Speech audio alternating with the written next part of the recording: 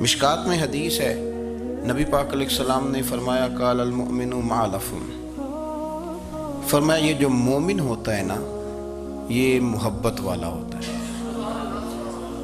اور حضور فرمانے لگے اس بندے میں کوئی خیر ہی نہیں، اس میں کوئی بھلائی ہی نہیں جو نہ محبت کرے اور نہ اس سے محبت کی جائے۔ مومن محبت والا ہوتا ہے، الفت والا ہوتا ہے، پیار والا ہوتا ہے، پریم والا ہوتا ہے۔ وہ بندے میں بھلائی نہیں جو نہ پیار کرے اور نہ کوئی اس سے پیار کیا جائے۔ محبت کا فروغ حسن ہے دین کا۔ آپ دیکھیں نا، نبی پاک صلی اللہ علیہ وسلم نے صحابہ کے بارے میں فرمایا کہ میرے صحابہ سے اس لیے محبت کرو کہ یہ میرے صحابہ ہیں۔ اہل بیت نبوت کا معاملہ آیا تو نبی پاک صلی اللہ تعالیٰ علیہ وسلم نے اپنے اہل بیت نبوت کو چادر کے نیچے چھپا کے اور پھر ہاتھ اٹھا کے کہا، اے اللہ یہ میرے اہل بیت ہیں، میں ان سے محبت کرتا ہوں، تو بھی ان سے محبت فرمانا۔ آپ ذرا غور کریں کہ یہ محبت کہاں کہاں پہنچتی ہے، اللہ سے، اللہ کے رسول سے، حضور کے صحابہ سے، بات اہل بیت تک آئی تو کہا، اے اللہ میں ان سے محبت کرتا ہوں، تو بھی ان سے محبت فرما، اور میرے مالک جو جو ان سے محبت کرے تو ان سب سے بھی محبت فرما۔ فروغ محبت، اشاعت محبت، تبلیغ محبت بڑا ضروری کام ہے۔ لیکن نا ایک تو یہ تھی کہ دین کے معاملے میں محبتیں جو شرعی محبتیں کہلاتی ہیں، اور ایک ہیں ہماری طبعی محبتیں۔ حضور صلی اللہ علیہ وسلم نے ہمیں حکم دیا ہے، فرمایا اپنی بیوی سے بغض نہ رکھنا۔ اس کا معنی یہ ہوا کہ کچھ لوگ ایسے ہیں جو بیوی کا بغض بھی پال لیتے ہیں۔ مقابلہ ہو رہا ہوتا ہے میاں بیوی کا، بحث ہو رہی ہوتی ہے، ایک دوسرے کے خلاف دلائل جمع ہو رہے ہوتے ہیں، ایک جنگ مچی ہوتی ہے۔ فرمایا اس سے بغض نہ رکھنا۔ کوئی عادت نہ پسند ہو تو وہ عادت دیکھ لینا جو تمہیں پسند ہے، عداوت نہ پیدا کرنا۔ ہاں دین اظہار بیزاری کا حکم دیتا ہے، پر ان کے ساتھ جو رب رسول کے دشمن ہیں۔ باقی فروغ محبت میں اپنا کردار ادا کرو۔ دیکھیں نا حضور صلی اللہ علیہ وسلم نے فرمایا جس نے محبت کے ساتھ ماں باپ کا چہرہ دیکھا اللہ اسے کامل حج کا ثواب عطا کرے گا۔ لیکن حدیث میں جو حضور نے شرط لگائی اس شرط کا خیال رکھنا ہے۔ کس طرح چہرہ دیکھنا ہے؟ فرمایا ماں باپ کا چہرہ دیکھو کس طرح۔ اچھا یہ حدیث بتاتی ہے کہ کچھ لوگ ایسے ہیں جو چہرہ دیکھتے ہیں پر محبت سے نہیں دیکھتے۔ ابا جی کی کچھ باتیں کڑوی بھی لگتی ہیں نا، تو کئی دفعہ کچھ بچے چہرہ دیکھتے ہیں پر محبت سے نہیں دیکھتے، تو حضور نے فرمایا تو محبت سے چہرہ دیکھ، تیرے رسول کا وعدہ ہے رب مقبول حج کا ثواب دے گا۔ صحابی عرض کرنے لگے یا رسول اللہ صلی اللہ علیہ وسلم اگر میں 2 دفعہ دیکھوں؟ تو حضور نے فرمایا 2 حج کا ثواب۔ اس نے کہا حضور میں دن میں 3 دفعہ دیکھوں؟ تو فرمایا 3 حج کا ثواب۔ اس نے چوتھی بار کی بات کی تو حضرت ابو ہریرہ فرماتے ہیں حضور نے فرمایا تو جو پوچھتا رہے گا اور میں بتاتا رہوں گا تو بات ختم نہ کریں۔ حضور حکم کریں، فرمایا تو 100 دفعہ دیکھ اللہ 100 حج کا ثواب عطا کرے۔ بات کو ختم کرتے ہیں۔ تو جتنی دفعہ دیکھ اللہ تجھے اتنے حج کا، شرط یہ ہے کہ ذرا پیار سے دیکھ، ذرا محبت سے دیکھ۔ نفسیات کا ڈاکٹر بوڑھوں کو نیند کی دوائی کیوں دیتا ہے؟ وہ اس لیے دیتا ہے کہ ان کے بچے انہیں وقت نہیں دیتے۔ بچے کو بہلایا جا سکتا ہے، بوڑھے کو بہلایا نہیں جا سکتا۔ اس لیے کہ جو بوڑھا ہوتا ہے نا اس کے پیچھے پوری ایک داستان زندگی ہوتی ہے، تاریخ ہوتی ہے، وہ کبھی کسی چیز کا مالک رہا ہے، سربراہ رہا ہے۔ اولڈ ہاؤس پاکستان میں تیزی سے اس لیے بن رہے ہیں کہ بچوں کی جو خاص الفت تھی نا ماں باپ سے وہ رہی نہیں۔ ورنہ اگر ایک والد 6 بچوں کا خیال رکھ سکتا تھا تو 6 بچے مل کے ایک باپ کو بھی تو سنبھال سکتے تھے نا، ماں کا بھی خیال کر سکتے تھے نا۔ محبت کا فروغ جب ہو، آپ ماں باپ کو ٹائم دیں، ان کے پاس بیٹھیں، ان کے ساتھ تھوڑا وقت بتائیں، سارے معاملات ٹھیک ہو جائیں گے۔ ہمارے معاشرے میں نا تیزی سے نفرت کا فروغ ہوا ہے، نفرت کا فروغ۔ پتہ اسلام نے غیبت سے کیوں منع کیا ہے؟ غیبت کا معنی یہ نہیں ہے کہ کسی بندے میں کوئی عیب نہیں پایا جاتا تھا تو آپ نے وہ بیان کر دیا، یہ غیبت نہیں، یہ تو بہتان ہے۔ کسی میں کوئی عیب نہ پایا جائے تو وہ بیان کرنا وہ غیبت نہیں، وہ تو بہتان ہے۔ غیبت کی تفصیل یہ ہے، تشریح یہ ہے، غیبت کی تعریف یہ ہے کہ کسی میں کوئی عیب پایا جاتا تھا، آپ نے وہ اس کی غیر موجودگی میں ڈسکس کیا تو اس کا نام غیبت ہے۔ وہ عیب تھا، آپ سچ ہی بول رہے تھے، آپ ٹھیک کہہ رہے تھے، عیب واقعی تھا، پر اسلام اس کو پسند نہیں کرتا۔ اسلام کہتا ہے کہ اگر تو سمجھتا تھا یہ عیب ہے تو جا کے اس کی تبلیغ کر، اس کو بتا، اس کو کہہ میاں یہ غلطی چھوڑ دے، تو نے ڈسکس کیوں کیا؟ آپ کسی شخص کے پاس بیٹھیں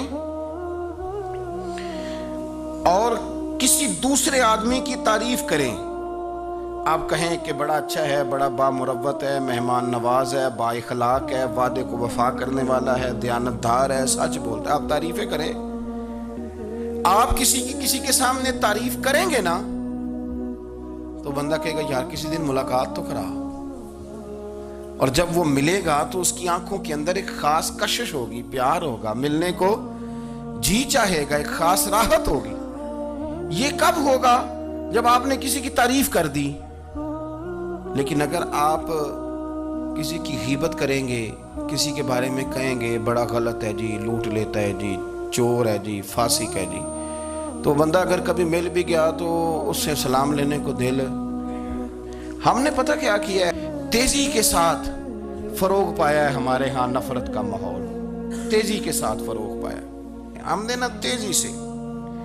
آپ کھول لیں، کوئی یوٹیوب کھول لیں، کوئی ایسا چینل کھول لیں، بس لڑائی ہے، فلانا فلانے سے لڑ رہا ہے، فلانا۔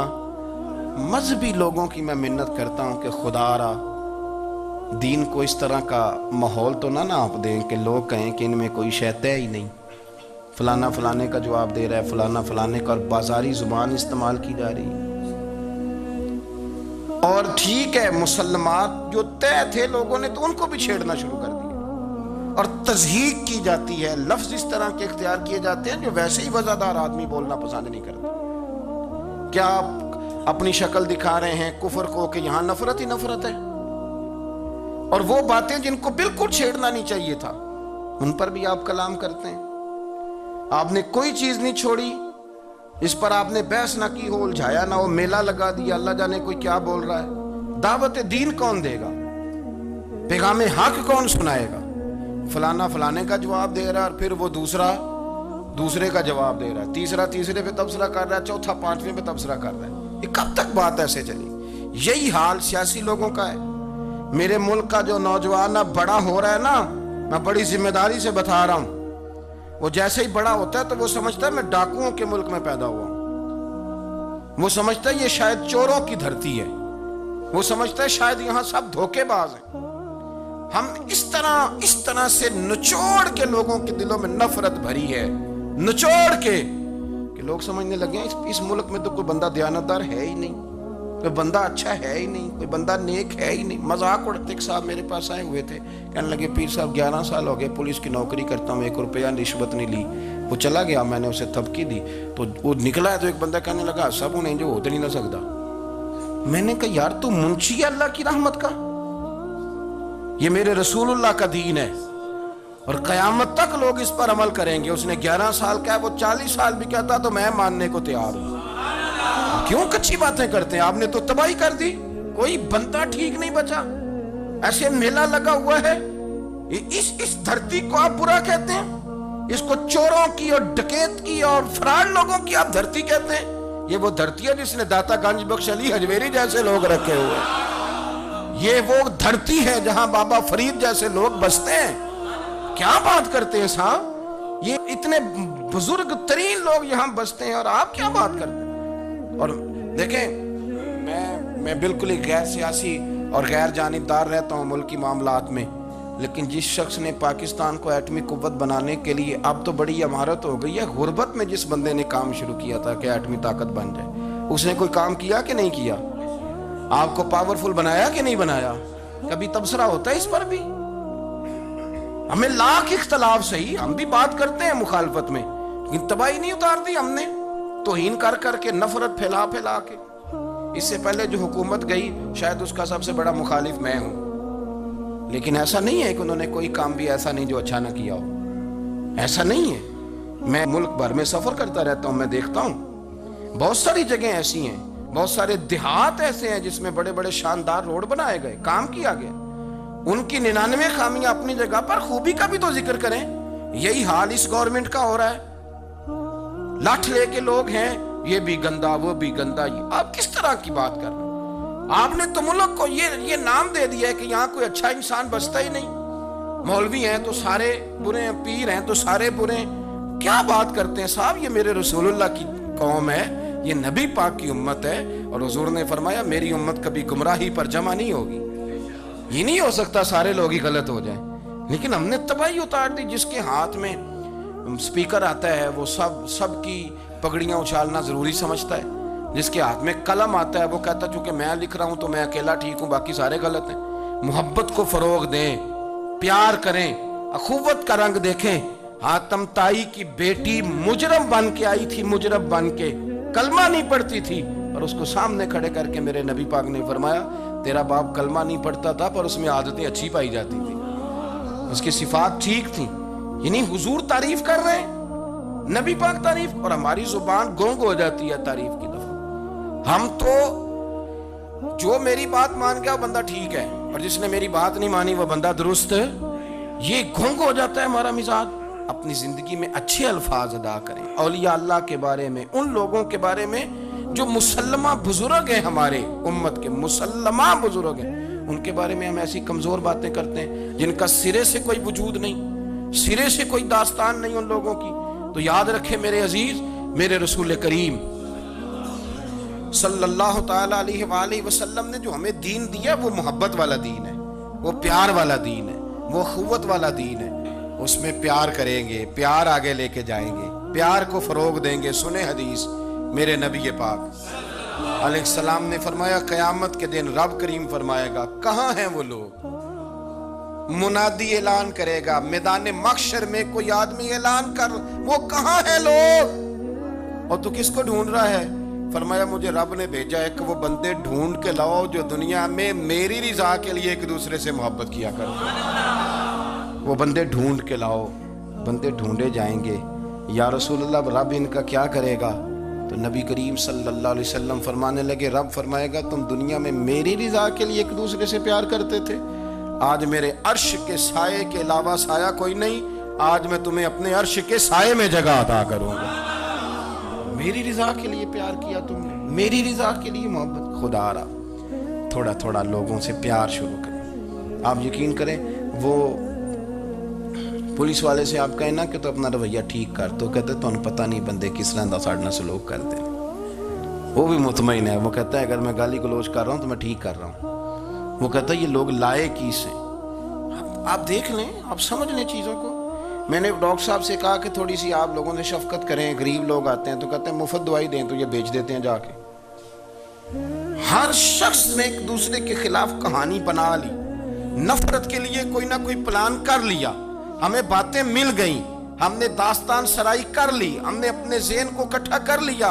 मुझे बतलाओ ना यार, अगर रसूल करीम सल्लल्लाहु अलैहि वसल्लम और बाकी अंबिया भी कौमों के बारे में ये सोचते कि ये बड़े जालिम हैं, ये बड़े चोर हैं, ये बड़े डकैत हैं, ये बड़े गासिब हैं, ये काफिर हैं, मुनाफिक हैं, तो भला हो सकता था, लोगों का फायदा हो सकता था। वो लोग बड़े बड़े सख्त गिर थे, पर महबूब ने फरमाया वो जो करेंगे वो उनका अंदाज, और हम जो करेंगे वो हमारे रब ने हमारे जिम्मे लगा के भेजा। अपनी जिंदगी में तलाश करें और प्यार करें और अच्छे लफ्जों से लोगों को याद करें और खूबसूरत लहजा इख्तियार करें और ठंडी और अच्छी बातें करने की कोशिश करें अल्लाह की रिजा के लिए, अल्लाह की रिजा के लिए, अल्लाह के बंदों से प्यार। यारो देखो, औरत हो तवाइफ, जिंदगी सारी बीत जाए गुनाहों में, लेकिन मेरे नबी पाक फरमाते हैं वो रब की रिजा के लिए कुत्ते से भी प्यार कर ले तो रब उसे जन्नत अता कर देता है। तो कुत्ते को पानी पिला गई, पर पिला गई ना अल्लाह की रिजा के लिए, उसे कोई फायदा तो नहीं था ना, अल्लाह की रिजा के लिए पिला गई, तो रब करीम ने उसके सारे गुनाहों को, किसी से प्यार तो करें, खुदा रा किसी से प्यार तो करें। इस साल मेरे गांव के मेले की भीड़ में जो गुम हुआ वो एक भिकारन का लाल था। उस गरीब को तलाश थी मताए खुलूस की, और मखलूक चुप रही कि ये मुश्किल सवाल था। यार कोई शख्स ऐसा बचा ही नहीं जिससे लोग उम्मीद करें, तवक्को करें कि मुझे ये अपना कंधा देगा, मैं सर रख के रो लूंगा।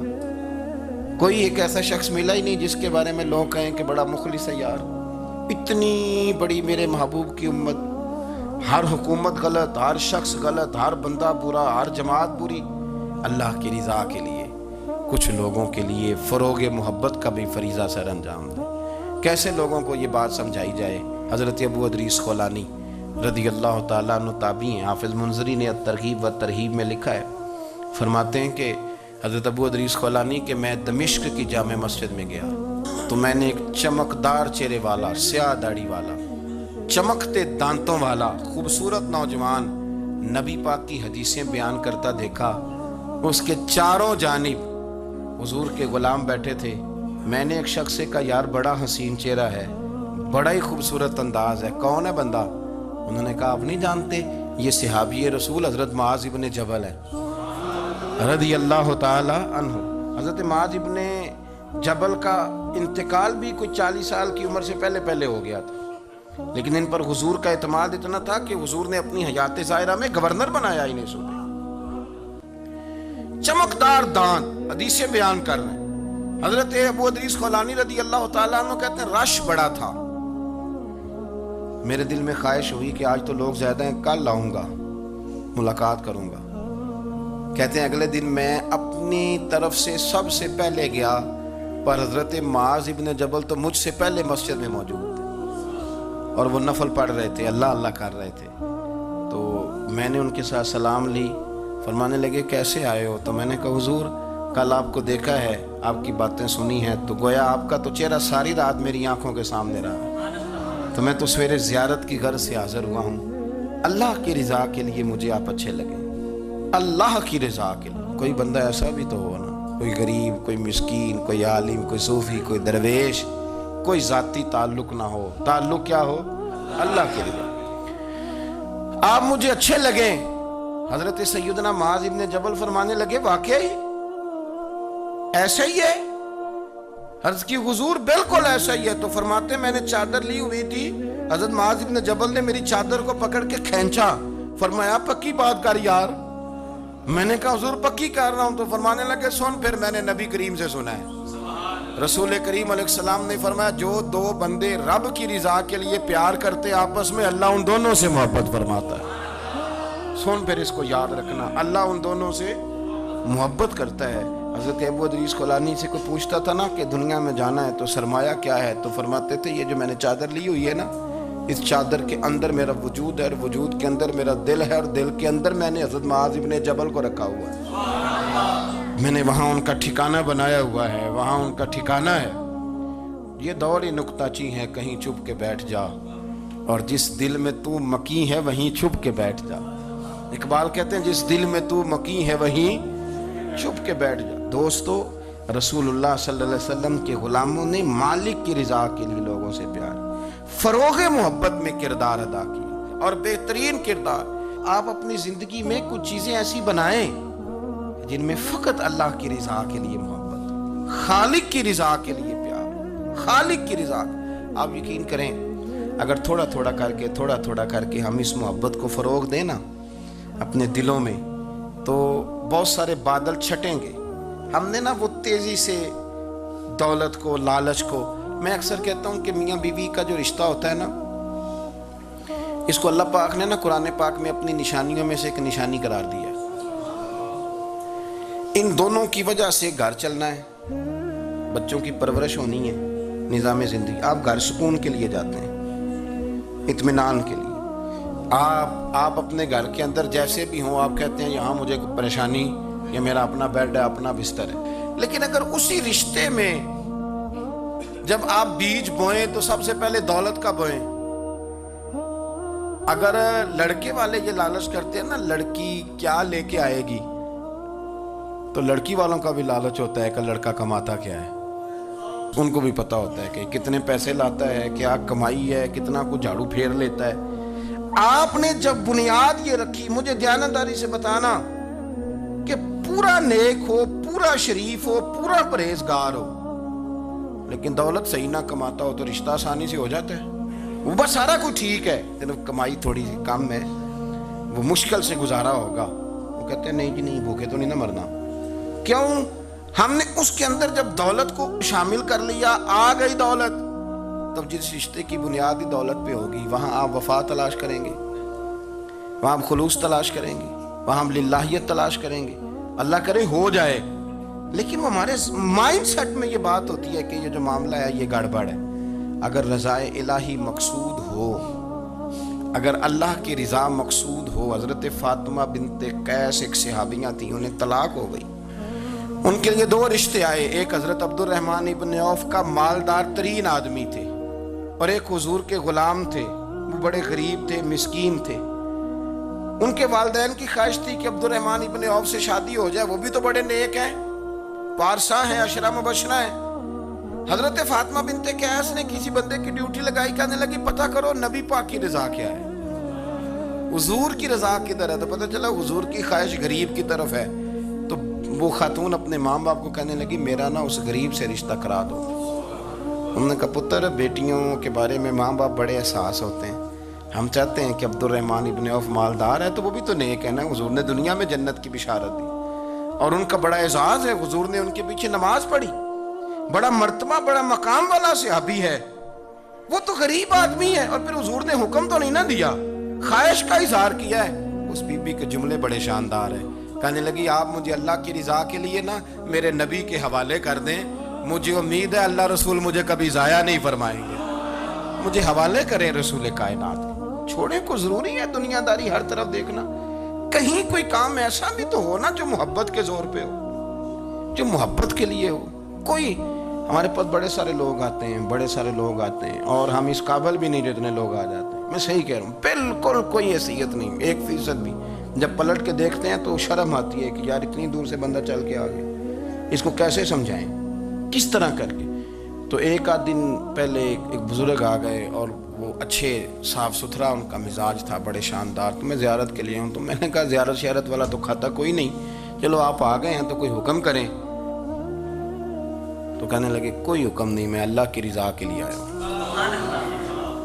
یہ کوئی تقریر نہیں تھی، ایک خطبہ نہیں تھا، نہ ان کے سامنے سپیکر تھا، نہ وہ شور کر رہے تھے، نہ وہ نعرے لگوا رہے تھے، نہ وہ ہاتھوں پہ ہاتھ مار رہے تھے، اور اس بندے نے کہا اللہ کی رضا کے لیے آیا ہوں، تو وہ بھی رو پڑے تو میں بھی رو پڑا، ختم ہو گئی بات۔ اب بات کو سمجھیں، یہ اتنا تگڑا رشتہ ہے نا یار، کسی رشتے کے بیچ برادری ہوتی ہے، کسی رشتے کے بیچ خاندان ہوتا ہے، کسی رشتے کے بیچ قبیلہ ہوتا ہے، کسی رشتے کے بیچ رنگ نسل ہوتی، وہ کتنا تگڑا رشتہ ہے کہ دو بندوں کا رشتہ ہو، ایک بیچ میں خدا ہو، دوسرے محمد مصطفیٰ ہو، آپ کتنا اسے مضبوط رشتہ سمجھیں گے جس کے بیچ اللہ رسول ہو۔ اتنا تگڑا رشتہ، اتنا مضبوط تعلق، اتنی وسعت اس کے اندر، اللہ کی رضا کے لیے۔ حضرت موسیٰ کلیم اللہ علی نبینا علیہ الصلوۃ والسلام سے رب کریم نے فرمایا، کہا اے موسیٰ میری رضا کے لیے بھی کوئی کام کیا ہے؟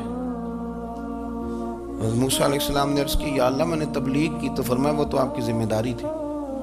امام غزالی نے روایت لکھی ہے، اے اللہ میں نے آپ کے تمام احکامات پہ عمل کیا، موسیٰ وہ تو آپ نے کمال کیا، اللہ کے پیغمبر ہیں، تو میری رضا کے لیے تو یا اللہ تیری رضا کے لیے کیا ہے؟ تو رب کریم نے فرمایا کسی بندے سے صرف اس لیے پیار کیا ہے کہ وہ اللہ کا بندہ ہے، فقط اس لیے پیار کیا ہو کہ وہ اللہ کا بندہ ہے، فقط اس لیے۔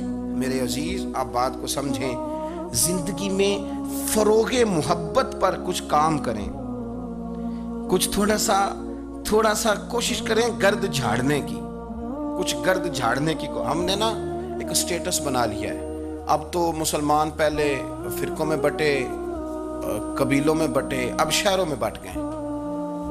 آپ کبھی گجرانوالا کے لوگوں سے پوچھو نا گجرات، تو کہنے ہو گجرات والے تو اللہ بچائے، کہتے ہیں کہ نہیں؟ گجرات کے لوگوں سے پوچھے گجرانوالا تو کہتے ہوتے کھاندے ہی بڑا نہیں، کس کی بات کرنا ہے؟ تو گجرانوالا والوں سے پوچھیں لاہور والے کہتے توبہ لاہوریا جے، صحیح کون ہے؟ کوئی بھی نہیں۔ کیوں؟ اس لیے کہ ہم نے ہر شہر کے لیے کہاوت بنا لی ہے، میں صحیح کہہ رہا ہوں، ہر قبیلے کے لیے کوئی نہ کوئی، یہ ہم نے ظلم کیا اپنی جان، یہ ہم نے زیادتی کی، کہانیاں بن گئی، کہاوتیں بن گئی، شہروں کے لیے، علاقوں کے لیے، قبیلوں کے لیے۔ مقصود کیا تھا؟ کسی طریقے سے نفرت پروان چڑھے۔ کھانا ہے نا، کھانا تو آپ جو کھانا کھاتے ہیں وہ اپنے ذائقے کے مطابق کھاتے ہیں، سندھ کے لوگ جو کھانا کھاتے ہیں وہ اپنے، آپ کا کوئی حق نہیں آپ ان کے کھانے پر تنقید کریں، وہ ہے اور ان کا بھی کوئی حق نہیں وہ آپ کے کھانے پر تنقید کریں، اس لیے کہ آپ کا ذائقہ، لیکن طنز کرتے ہیں۔ جو بات سمجھانا چاہتا ہوں وہ یہ ہے کہ ہم طنز کرتے ہیں، تنقید کرتے ہیں، تضحیک آمیز لہجہ ہمارا ہوتا ہے، اس لہجے کے اندر کمزوری ہوتی ہے، اس کے اندر اس طرح کی بناوٹ ہوتی ہے کہ محسوس ہوتا ہے کہ ہم سامنے والے کو بڑا نفرت کی نظر سے دیکھتے ہیں۔ یہ رویہ کبھی اختیار نہ کریں، اپنی زندگی میں کوشش کریں خلوص کے ساتھ، للہیت کے ساتھ۔ میرے نبی پاک علیہ السلام نے صحابہ سے پوچھا تھا بتاؤ دین کی مضبوط گرہ کون سی ہے، مضبوط گرہ دین کی؟ تو ایک صحابی نے کہا یا رسول اللہ نماز، پانچوں وقت مسلمان جمع ہوتے ہیں، ایک دوسرے کا حال احوال پوچھتے ہیں، تو اس گرہ میں مسلمان بندے رہتے ہیں۔ حضور نے فرمایا تم نے بات ٹھیک کی پر میری مراد کو نہیں پہنچے۔ ایک صحابی نے عرض کی یا رسول اللہ صلی اللہ علیہ وسلم زکوٰۃ، امیر غریب کو زکوٰۃ دیتا ہے تو دونوں کا رشتہ مضبوط ہو جاتا ہے، تو یہ بہت بڑی گرہ ہے۔ تو حضور نے فرمایا بات تمہاری ٹھیک ہے پر تم میری مراد کو نہیں پہنچے۔ تو تیسرے نے عرض کی حضور حج، مختلف رنگوں کے، قبیلوں کے، نسلوں کے، علاقوں کے لوگ آتے ہیں، ایک ہی لباس پہنتے ہیں، ایک ہی بولی بولتے ہیں، لبیک اللہم لبیک، تو یہ بہت بڑی مضبوط گرہ ہے۔ نبی پاک صلی اللہ علیہ وسلم نے فرمایا بات تمہاری ٹھیک ہے پر تم میری مراد کو نہیں پہنچے۔ تو صحابہ نے عرض کی حضور پھر آپ ہی بتا دیں کہ اسلام کی مضبوط گرہ کون سی ہے جس میں مسلمان جڑ جائیں گے؟ نبی پاک نے فرمایا مضبوط گرہ محبت ہے، اللہ کی رضا کے لیے پیار کرو، لوگوں سے پیار کرو۔ کوئی بندہ پھر تمہیں تلخ بھی ملے گا نا، تو تم چونکہ اس کے لیے نہیں کر رہے، اللہ کے لیے کر رہے ہو، تو پھر تمہارے لیے سہنا بھی آسان ہو جائے گا، دیکھنا اور پرکھنا بھی آسان ہو جائے گا۔ رضائے الہی کی خاطر لوگوں کا پیار، بخاری مسلم میں ہے، نبی پاک علیہ السلام نے فرمایا ایک شخص اپنی بستی سے چلا لمبے سفر پہ دوسری بستی جانے کے لیے، تو رستے میں فرشتہ ملا انسانی شکل میں۔ اس نے پوچھا کہاں جا رہے ہو؟ اس نے کہا اپنے بھائی سے ملنے جا رہا ہوں۔ فرشتہ پوچھنے لگا اس کا کوئی احسان ہے تمہارے اوپر، کوئی لین دین ہے؟ اس نے کہا نہیں۔ تو کہا پھر کیوں اتنا لمبا سفر کر رہے ہو؟ تو کہنے لگا یار میں اللہ کی رضا کے لیے اس سے پیار کرتا ہوں، اللہ کی رضا کے لیے تو اس لیے جا رہا ہوں۔ تو سنیں یہ بخاری مسلم کے لفظ ہیں، حضور فرماتے ہیں وہ فرشتہ کہنے لگا سن پھر میں انسان نہیں میں فرشتہ ہوں، اور مجھے رب کریم نے بھیجا ہے یہ کہنے کے لیے کہ اگر تم دونوں اللہ کی رضا کے لیے ایک دوسرے سے پیار کرتے ہو تو اللہ تم دونوں سے پیار فرماتا ہے۔ اب یہ محبت فروغ کیسے پائے گی؟ اس کے لیے ایک تو یہ کہ اپنے دل کو تھوڑا سا سمجھائیں۔ آپ ارادہ کر لیتے ہیں نا، جب ذہن بنا لیتے ہیں کہ میں نے کوئی خدمت کرنی ہے، ذہن بن گیا، تو پھر اس کے لیے 2-3 لاکھ روپے 4 لاکھ روپے لگانے کی ضرورت نہیں ہوتی۔ پھر بندہ سٹاپ پہ کھڑے ہوئے کسی بابا جی کو پوچھتا ہے کہاں جانا ہے، تو کہتے ہیں میں نے ذرا یہاں قریب ہی جانا ہے، رکشہ تلاش کر رہا ہوں۔ تو آپ کا ذہن بن گیا نا خدمت کرنے کا، تو موٹر سائیکل پہ بٹھایا تو گھر چھوڑا ہے، واپس آئے تو دل بڑا ٹھنڈا تھا۔ لیکن آپ یہ بھی کہہ سکتے تھے کہ بابا جی بچے کیا کرتے ہیں کہ سعودی عرب میں، تو یہ 200 روپیہ رکشے کو دیں گھر چھوڑ آتا ہے، بچے اتنا کماتے کس لیے؟ دونوں باتوں میں فرق ہے۔ میری بات کی سمجھ آ رہی؟ آپ اللہ کی رضا جب اپنا لیتے ہیں تو پھر کوئی کہانی جنم نہیں لیتی، لیکن جب یہ رنگ نہیں ہوتا پھر کہانیاں ہیں، پھر داستانیں ہیں، پھر بڑی بڑی باتیں، پھر بڑے بڑے لمبے لوگوں کے پاس پلاننگ ہے۔ اس طرح نہ کریں، پیار تقسیم۔ اور ایک تو یہ کہ خود اپنے دل میں اچھی سوچیں رکھیں، دوسرا یہ کہ لوگوں کو بھی کہیں۔ جب آپ کے سامنے لوگ بات کر رہے ہوتے ہیں نا، میرے سامنے ایک صاحب نے کہا کہ وہ ہمارے جو محلے کی مسجد ہے نا اس کا خزانچی مولوی صاحب کے ساتھ مل کے 40 لاکھ روپیہ کھا گیا۔ میں نے اسے کہا یار بڑی پکی فگر یاد ہے تجھے، پورے 40 لاکھ ہی کھا گیا اور طے ہے؟ تو میں نے کہا کوئی اس کی دلیل؟ کہنے لگا جی وہ بڑے پیسے کھائے ہیں، سب کو پتہ ہے۔ میں نے کہا سب کو پتہ ہونا کام نہیں، اس پر باقاعدہ شرعی گواہ ہونے چاہیے، کہہ دیتے ہیں نا ہم۔ میں نے اسے کہا کہ چلو چھوڑو ساری باتیں، تم نے کتنے دیے تھے؟ کہنے لگا میں نے تو کوئی نہیں دیا۔ تو میں نے کہا اگر تو نے کو دیا تو چل میرے ساتھ، میں تیرے تو واپس کراؤں، اور اگر تم نے نہیں دیا تو پھر اللہ سے ڈر، اس لیے کہ بہتان بڑا سخت جرم ہے، صبح قیامت اس کا بڑا سخت حساب دینا پڑے۔ اللہ سے ڈر۔ یہی حال ہماری اخباریں کرتی ہیں، جس کے اوپر مرضی جو مرضی ڈال دیا، کون سا کسی نے پوچھنا ہے؟ صحیح کہہ رہا ہوں میں؟ جو مرضی۔ اور اب سوشل میڈیا جب سے آیا ہے پھر تو کسی خبر کی کسی تصدیق کی کوئی ضرورت اور نہ پوچھنے والا پوچھتا ہے کہ یہ خبر کہاں سے آئی۔ بہت سارے لوگوں کے مرنے کی خبریں چھپ جاتی ہیں اور وہ وضاحت کر رہے ہوتے ہیں نہیں جی میں بالکل موجود ہوں، میں بالکل زندہ ہوں، کوئی ایسا مسئلہ نہیں ہے۔ تو اچھا اس طرح جب کوئی بندہ کر رہا ہو تو پھر آپ کیا کریں؟ پھر اس کو سمجھائیں۔ میں نے بھی اس دوست سے گزارش کی، میں نے کہا آپ غلط ٹریک پہ چڑھے ہوئے ہیں، یہ طریقہ درست نہیں ہے۔ اگر آپ کے پاس پروف ثبوت ہے تو پھر بھی مجھے بتانے کی ضرورت نہیں تھی۔ آپ وہ پروف ثبوت لے جاتے اور خزانچی اور امام صاحب سے ملتے، کہتے جی 40 لاکھ روپیہ کدھر ہے آپ کے پاس؟ پیسے تھے وہ مسجد کے ہیں، اس کو آپ لائیں، فلاں جگہ استعمال کیے ہیں کہ نہیں؟